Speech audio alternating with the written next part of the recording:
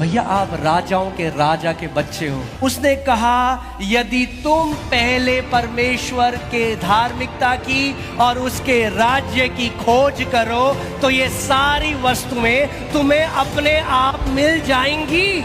लिखा है नहीं लिखा आपकी बाइबल में?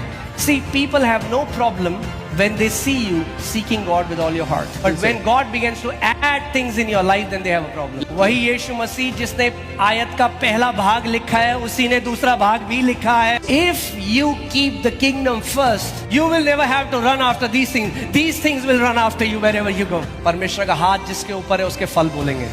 But I'm telling you, when you live for Him, all these blessings will overtake you. Overtake कौन गाड़ी करती है आपको? जो आपसे तेज स्पीड में जा रही है। परमेश्वर कह रहा है जिस भी स्पीड से तू जा रहा है मेरी ब्लेसिंग उससे तेजी से आ रही है। I declare that the blessings of the Lord are overtaking you and your family in the name